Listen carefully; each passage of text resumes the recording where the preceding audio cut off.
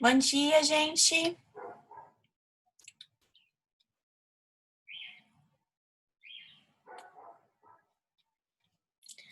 Bom, bom dia. Bom dia. Conforme nós falamos na última aula, hoje eu disponibilizei para vocês, né, um exercíciozinho de fixação baseado numa prova antiga minha, tá?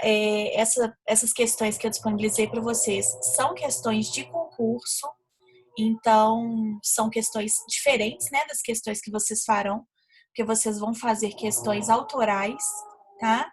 Questões que eu criei, né? Mas eu acho que vai dar para vocês terem uma ideia aí do que vocês sabem ou não da matéria, tá? Então, eu sugiro que vocês acompanhem a aula com esse exercício de fixação que eu disponibilizei para vocês lá no SF Web, tá? Então, eu disponibilizei para vocês lá, peguem lá, por favor, para a gente poder começar, tá? A prova de vocês na segunda-feira começa às 6h30 da manhã, né? 6h30 da manhã e termina às 11h10, tá? A prova é tranquila, né? Um pouquinho diferente porque ela é de múltipla escolha, mas né, é bem tranquilo. Eu sugiro que vocês anotem numa folha ou abram um Word no computador de vocês e anotem o gabarito de vocês, porque se acontecer alguma coisa, né, com o sistema, algum tipo de instabilidade ou na internet de vocês, enfim, se acontecer alguma coisa, vocês têm as respostas anotadas e aí vocês simplesmente lançam as respostas. É muito mais fácil do que você ter que digitar tudo de novo, né, gente? É como era na avaliação inicial. Aqui, como é só marcar no próprio sistema, acredito que vocês não vão ter muitos problemas com relação a isso. É bem tranquilo mesmo, tá, gente? E aí, então, vamos começar, né? Na última aula a gente finalizou a matéria. E aí, hoje eu falei para vocês que a gente faria a correção, então, desse exercício, né? De forma a revisar a matéria. É um exercício baseado numa prova antiga minha, então ele possui aí boa parte da matéria, porque geralmente eu tomo cuidado para poder pegar um pouquinho de cada parte da matéria. Então vamos lá, gente. Começando. No que respeita à liquidação de sentença, é correto afirmar: A. É julgada por meio de sentença. Aí vamos lá. Liquidação de sentença, gente. Ela é julgada por meio de sentença? Sempre. Qual que é a regra dela?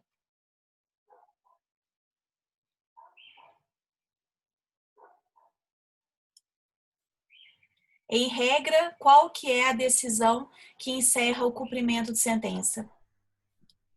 Decisão interlocutória. É uma decisão interlocutória. Então, essa questão não está correta, tá?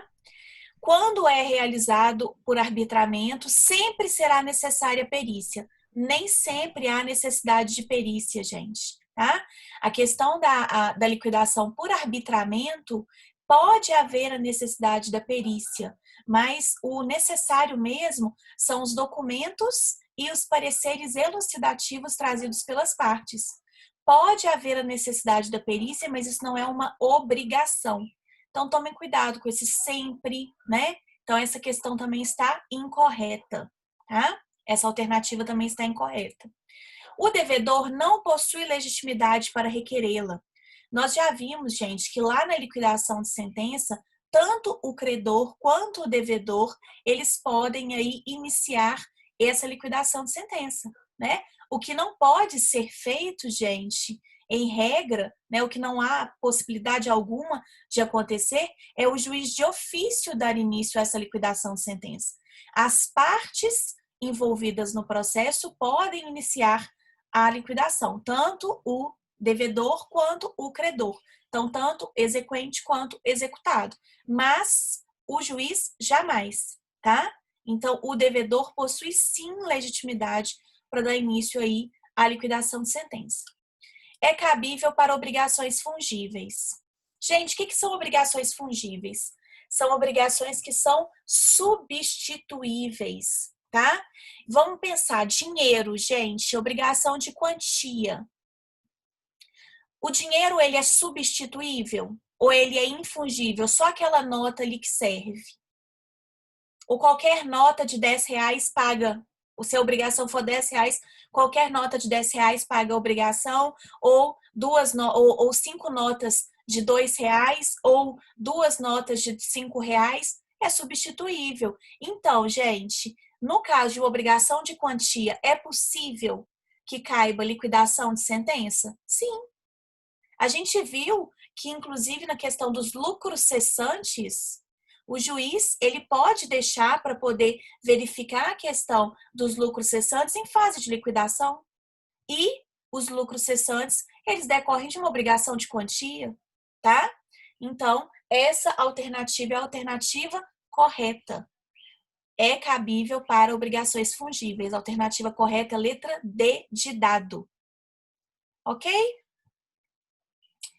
Próximo. Acerca do cumprimento de sentença que reconhece o dever de pagar quantia, é correto afirmar: A.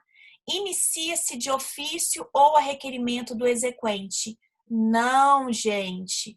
O cumprimento de sentença de pagamento de quantia, gente, não pode ser iniciado de ofício pelo juiz, tá?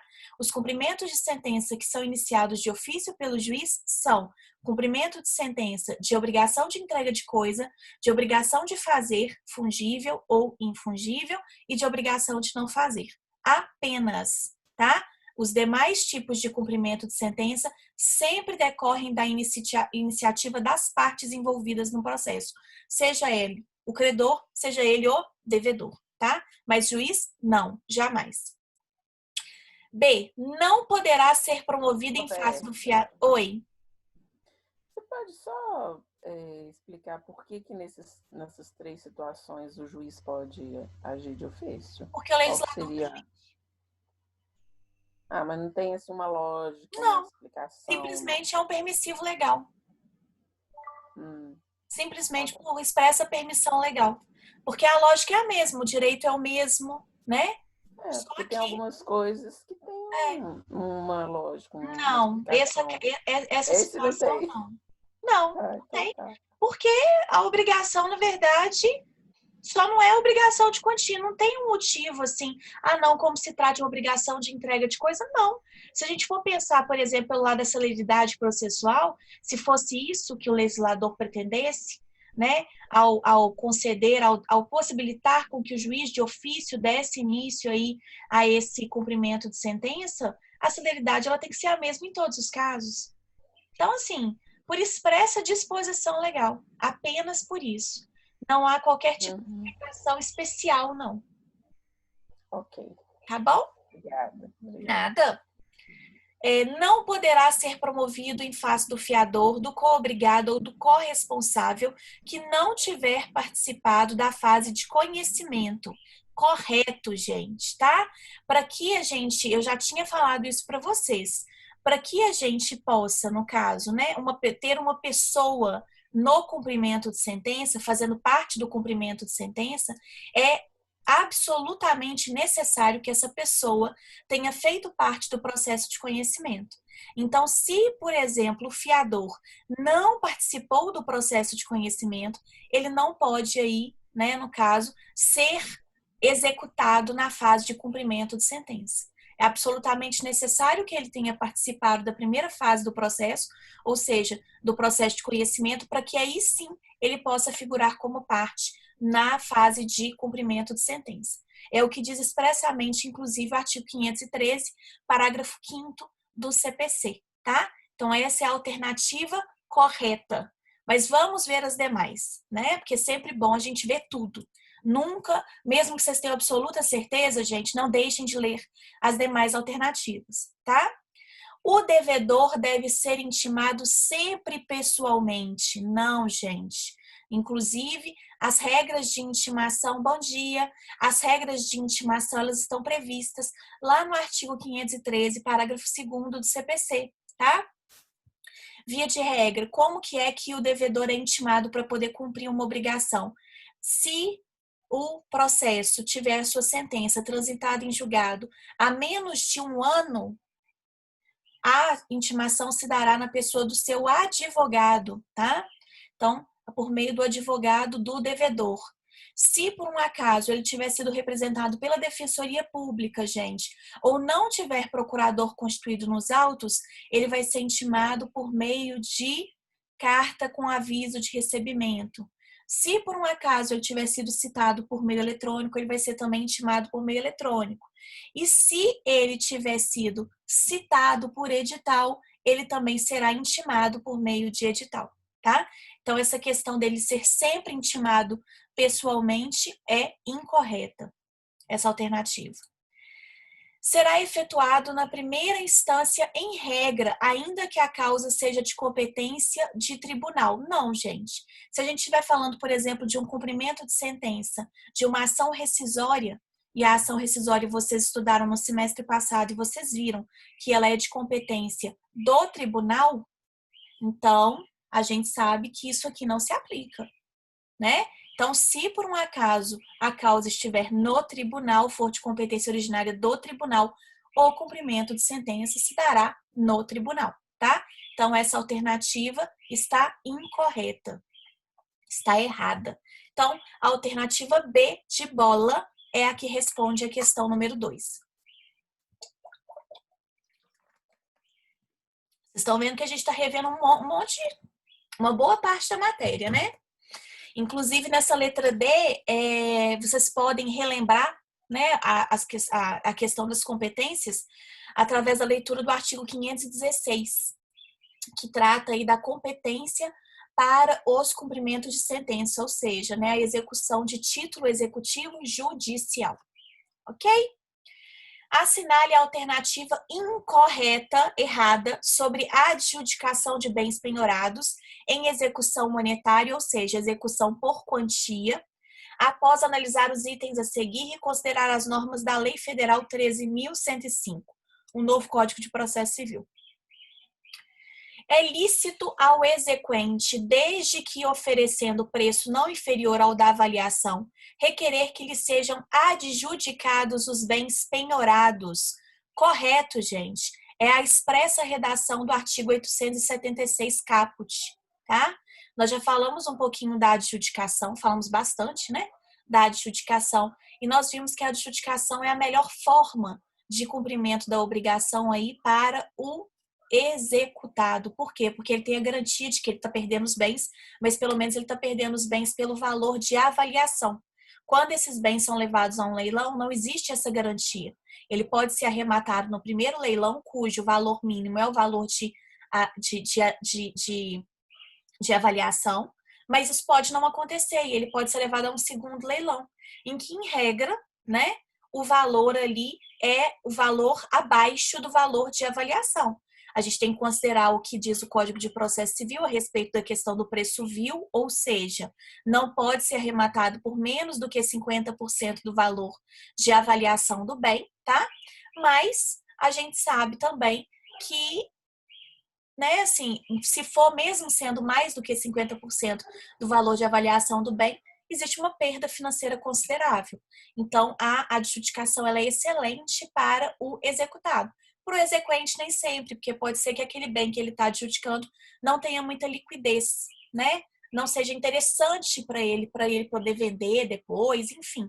Para ele utilizar depois pode não ser interessante, mas é uma saída bem boa para o executado, tá? Se a gente for pensar no princípio da menor gravosidade, né? Ela se encaixa perfeitamente nessa situação, tá? Então, essa alternativa está correta e nós queremos a incorreta. Então, vamos para a letra B.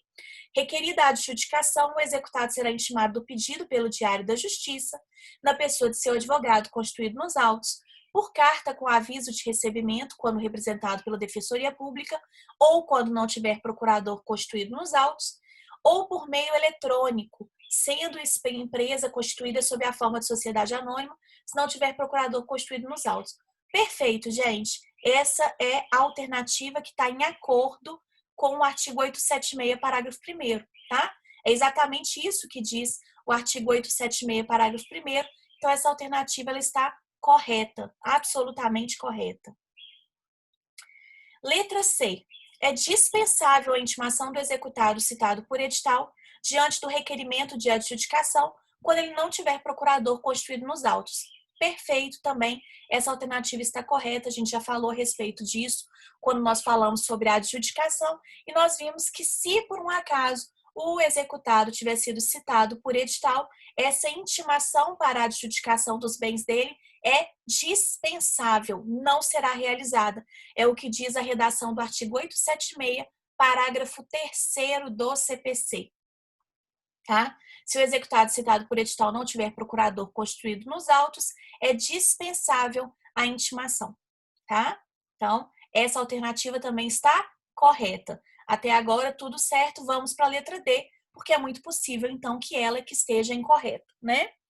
Transcorrido o prazo de 10 dias, contado da última intimação e decididas eventuais questões, o juiz ordenará a lavratura do auto de adjudicação, tá? A bem da verdade, gente, essa alternativa ela está incorreta. Por quê, gente? Porque, na verdade, o prazo, de acordo com o artigo 877, ele é de 5 dias, tá? Então, a letra D é que estaria incorreta. Alguma dúvida, meus queridos? A transcorrido o prazo de 5 dias, será, então, aí será lavrado o auto de adjudicação. Tem que tomar muito cuidado, gente, porque esse prazo do artigo 877 confunde com o prazo da lavratura do auto de arrematação, tá? Então, vocês têm que tomar muito cuidado com essas confusões. Na questão da adjudicação, o prazo ele é de 5 dias. Tá? Então, passou o prazo de 5 dias, lavra o auto de adjudicação, e aí a gente sabe que a adjudicação ela está perfeita e acabada, não podendo haver qualquer tipo de retratação, nada, né, que se oponha a esse processo, tá? Então, a alternativa D que está errada, porque na verdade o prazo aí é de 5 dias e não de 10 dias, tá? Dúvidas? Seguindo. No que diz respeito à responsabilidade patrimonial prevista no Código de Processo Civil, assinale a alternativa correta.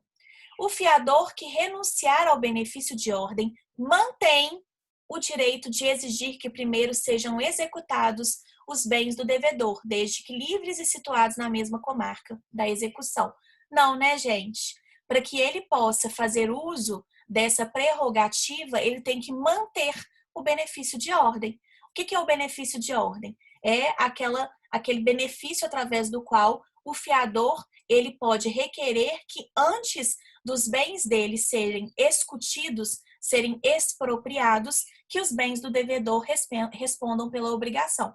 Entretanto, se ele renunciar a esse benefício de ordem, e a grande maioria dos contratos de locação prevê essa renúncia do benefício de ordem, nós já falamos a respeito disso, inclusive, né? Eu já cheguei a falar sobre isso para vocês, que tem lá essa cláusula e você não consegue tirar essa cláusula, tá?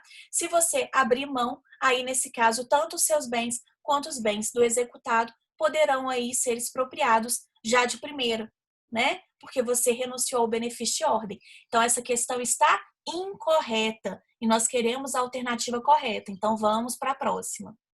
O exequente que estiver por direito de retenção na posse de coisa pertencente ao devedor não poderá promover a execução sobre outros bens, senão depois de escutida, ou seja, expropriada, a coisa que se achar em seu poder. Perfeito, gente. É exatamente o que diz a redação do artigo 793 do CPC. O exequente que estiver por direito de retenção na posse da coisa pertencente ao devedor, não poderá promover execução sobre outros bens, senão depois de escutida a coisa que se achar em seu poder. Essa alternativa, então, é a alternativa correta. A letra B, então, responde a alternativa, a questão número 4, tá? A alternativa B responde a questão número 4. Mas vamos para as próximas para a gente poder analisá-las também. Não estão sujeitos à execução os bens do sucessor a título singular quando se tratar de execução fundada em direito real ou obrigação rei persecutória. É exatamente o contrário, gente. Eles estão sujeitos, sim, tá? À execução. É o que diz a redação do artigo 790, inciso 1. São sujeitos à execução os bens do sucessor a título singular, tratando-se de execução fundada em direito real. Então, É exatamente a redação do artigo 790. Questão de concurso, gente, vocês já devem ter observado muitas questões de concurso. São questões literais, tá? São questões iguaizinhas à lei, né? Então, assim, quem ainda tiver a pretensão de fazer concurso, eu sugiro que, além de entender a matéria, que isso é essencial, né? Devore o Código de Processo Civil, tá? Devore o CPC. Mas não adianta nada você devorar o CPC se você não estiver entendendo o que está sendo dito ali. Tem muitas questões práticas também, tá? Então, por isso que é importante a gente saber a letra da lei, mas saber, sobretudo, aplicar a lei ao caso concreto. No curso do processo, a alienação realizada em fraude à execução é considerada nula em relação ao exequente. Gente, ela não é considerada nula. Na verdade, ela é considerada inexistente, tá? É como se ela não existisse, ok? Então, não se trata de nulidade, e sim de inexistência, tá? É o que diz o artigo 792, parágrafo 1º do CPC. Ela é considerada ineficaz e não nula, tá? Próxima questão, então. Questão 5. Em relação à execução contra a Fazenda Pública, marque a alternativa correta. A. Na execução fundada em título executivo extrajudicial, a Fazenda Pública será citada para opor embargos em 45 dias. Errado, gente. O prazo que a Fazenda Pública dispõe para querendo apresentar embargos é de 30 dias, tá? Alternativa, então, errada. Próximo. Nos embargos, a Fazenda Pública poderá alegar qualquer matéria que lhe seja lícito deduzir como defesa no processo de conhecimento. Correto, gente. É o que diz a redação do artigo 910, parágrafo 2º do CPC, tá? Nós já vimos isso. Inclusive, quando a gente discutiu isso na semana passada, que a gente falou a respeito da questão da execução em face da Fazenda Pública, a gente viu que a redação é muito próxima ao que diz aí o cumprimento de sentença em face da Fazenda Pública, lá no artigo 534, 535 do CPC, o 535, 536, né, do CPC, tá? E aí pode ser utilizada qualquer matéria que seria lícito utilizar como defesa no processo de conhecimento. Então, essa alternativa está correta. Letra B responde à questão número 5. Mas vamos analisar as próximas. Não opostos os embargos ou transitada em julgado a decisão que os rejeitar, expedir-se-á o mandado de pagamento em favor do exequente, sob pena de bloqueio de valores e repasses destinados à Fazenda Pública. Tem jeito de fazer isso, gente? Tem como penhorar algum bem, alguma coisa da Fazenda Pública, fazer uma penhora online? Tem jeito.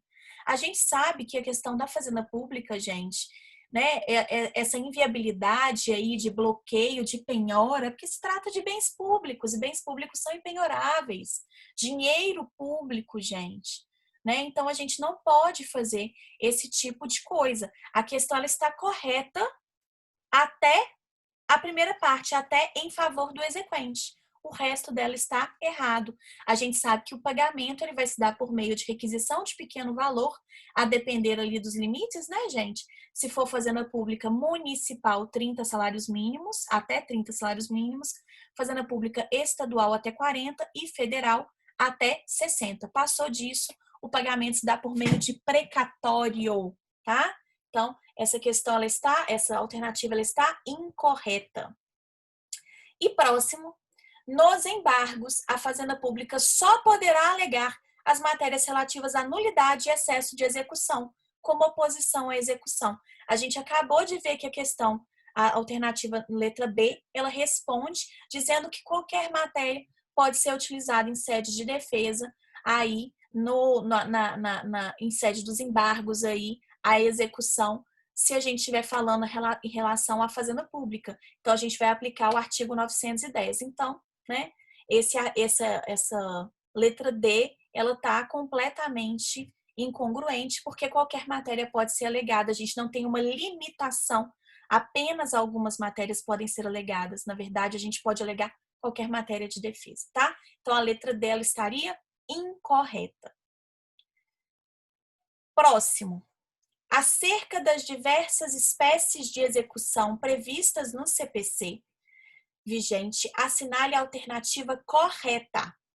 Nas obrigações alternativas, quando a escolha couber ao devedor, este será citado para exercer a obrigação e realizar a prestação, exercer a opção e realizar a prestação dentro de 30 dias, se outro prazo não lhe for determinado em lei ou em contrato. Na verdade, gente, a redação do artigo 800 fala que se trata do prazo de 10 dias e não de 30 dias, tá? Então, essa alternativa ela está incorreta, está errada, por causa do prazo. Na verdade, o prazo aí ele é de 10 dias e não de 30 dias. Letra B. Na execução, o despacho que ordena a citação interrompe a prescrição, ainda que proferido por juiz incompetente. Certíssima, gente. É o que diz expressamente o artigo 802 do Código de Processo Civil, tá? Corretíssimo, né? Certíssimo. Então, a alternativa correta é a letra B. B de bola. Mas vamos analisar o restante. É anulável a execução se o título executivo extrajudicial não corresponder à obrigação certa, líquida e exigível. Gente, não é anulável, é nular, de pleno direito.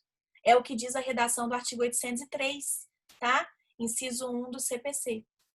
Ok? Então, não é anulável, e sim nula. Essa alternativa está incorreta. Tem que tomar muito cuidado, gente, é muita picuinha, tá? Questão de concurso é isso, picuinha, né? Não que as minhas questões não sejam picuinhas também, tá? Mas são diferentes. Quando por vários meios o exequente puder promover a execução, o juiz mandará que se faça pelo modo menos oneroso para o exequente. Não, gente, tá? Aqui é pelo modo menos gravoso ao executado. Não é pelo modo menos oneroso para o exequente, tá? E sim menos gravoso para o executado. A gente sabe que existe o princípio da menor gravosidade, ou seja, se eu puder fazer aquela execução, promover aquela execução de mais de uma forma, sempre será daquela forma menos gravosa ao executado. A gente tem que tomar muito cuidado com isso, porque a gente tem o princípio da dignidade, né, gente? Por trás aí das relações processuais, mais ainda dentro aí do processo de execução, tá? Nós já falamos a respeito disso. O processo não é máquina de lavar roupa, né? Algumas pessoas acham que o processo é meio de vingança, é máquina de lavar roupa suja, tá? Não é. Processo de execução, gente, existe para dar a quem de direito tudo aquilo que for do seu direito, apenas, né? Mas levando em consideração também aqueles princípios que a gente estudou no primeiro dia de aula. Seria interessante vocês revisarem esses princípios, tá? Muito importantes. E aí, então, né, essa alternativa ela está incorreta. Então, a alternativa correta, letra B, 6, letra B, tá? B de bola. Questão número 7. Ademar é devedor de um cheque, cujo credor é Manuel. Imaginamos que Manuel ingresse com a ação de execução. É correto afirmar que, sendo citado Ademar, terá 3 dias para realizar o pagamento. Caso o faça nesse prazo, terá como benefício deixar de pagar 10% de multa sobre os valores devidos. Gente, está incorreto. Por quê? Lá na execução, o que acontece é o seguinte, tá? Na execução, o devedor, o executado, vai ser citado. Via de regra, a gente sabe que a citação se dá por meio de oficial de justiça, né? Nesse caso. E aí, ele vai ser citado, então, para que no prazo de 3 dias ele realize o pagamento, tá? E o juiz de plano, ao despachar a petição inicial, ele fixa honorários advocatícios no importe de 10%, ok? Então, o juiz ele já despacha honorários aí na petição inicial de 10%. Então, quando o executado ele é citado para poder pagar o valor da execução devidamente atualizado. acrescido aí de honorários no importe de 10%. Se ele efetua esse pagamento, gente, de forma integral, no prazo de 3 dias, ele será beneficiado com uma redução dos honorários pela metade. Ou seja, os honorários que ele tem que pagar acrescidos a esse valor aí da execução serão de 50% daquilo que foi determinado pelo juiz.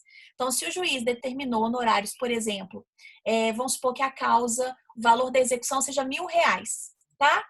Se ele, suponhamos, tá, gente? Se ele arbitrou, então, honorários de 10% de R$1.000, quanto que é 10% de 1.000, gente? 100, não é isso?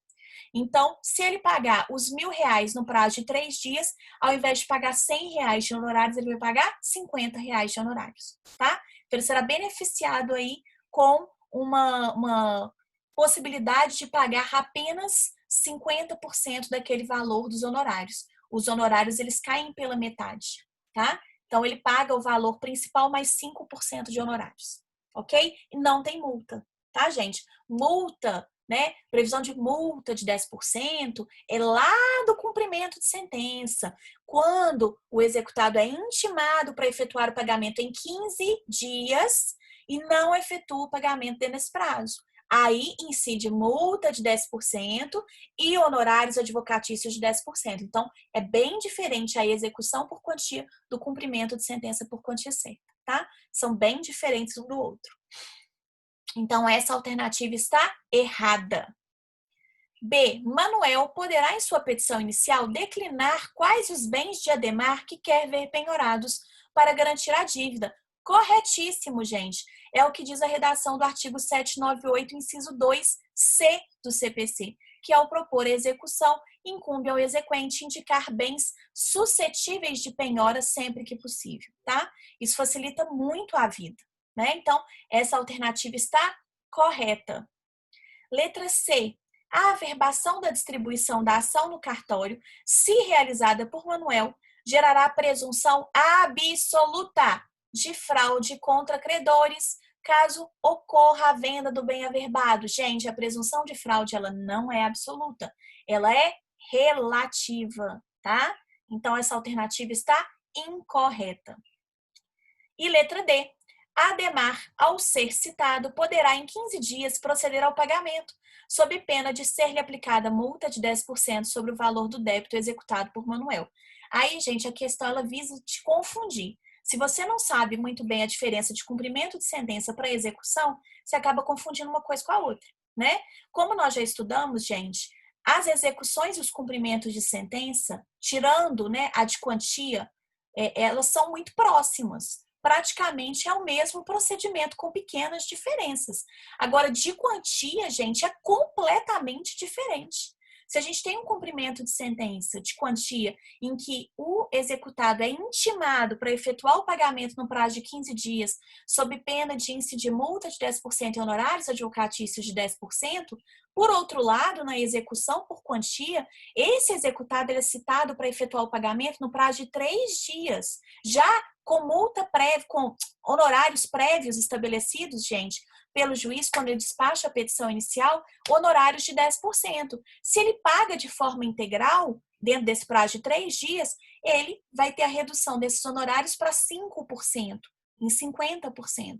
E se ele não pagar de forma integral no prazo de 3 dias e os seus embargos eventualmente opostos forem rejeitados, o valor dos honorários pode chegar até 20%. Tá? Então, é bem diferente. Execução por quantia de cumprimento de sentença por quantia. Bom, então a alternativa D está incorreta, está errada, tá, gente? Então, vamos para a questão 8. Assinale a alternativa correta sobre o cumprimento de sentença do Código de Processo Civil de 2015. Letra A. Quando o cumprimento de sentença se efetuar perante o juízo de primeiro grau de jurisdição, o exequente poderá optar pelo juízo do atual domicílio do executado, pelo juízo do local onde se encontram os bens sujeitos à execução, ou pelo juízo do local onde deva ser executada a obrigação de fazer ou de não fazer. Correta, gente? A alternativa A está correta.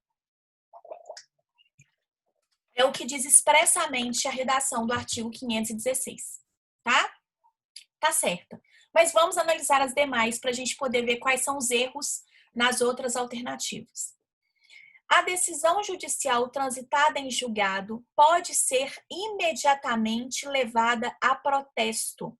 Não, gente. Na verdade, o que acontece nos termos do artigo 517 é que pode ser levada a protesto depois de transcorrido o prazo para pagamento, gente, voluntário previsto no artigo 523, tá?